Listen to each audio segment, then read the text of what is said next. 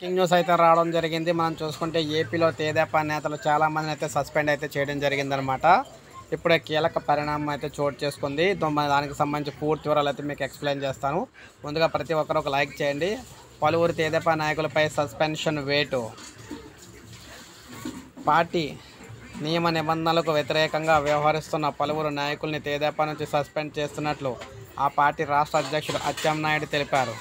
అరకు నియోజకవర్గానికి చెందిన సివేరి అబ్రహం, విజయనగరానికి చెందిన మీసాల గీత, అక్కడ అమలాపురానికి చెందిన పరమట శ్యామ్ కుమార్, పోలవరానికి చెందిన ముడియం సూర్యచంద్రరావు, ఉండికి చెందిన వేటుకూరి వెంకట శివరామరాజు, సత్యవేడుకు చెందిన జడ్డా రాజశేఖర్ను పార్టీని సస్పెండ్ చేస్తున్నట్లు ఒక ప్రకటన విడుదల చేశారన్నమాట. సో వీరందరూ కూడా పార్టీకి వ్యతిరేకంగా ప్రతిపక్షాలతో కలిపి వీరైతే ఉన్నట్టుగా, అందువల్ల వీరిని అయితే పార్టీని సస్పెండ్ చేస్తున్నట్లుగా చెప్తున్నారన్నమాట. అంటే ఈ విధంగా పార్టీకి వ్యతిరేకంగా వీరైతే వ్యవహరిస్తూ ఉన్నారన్నమాట.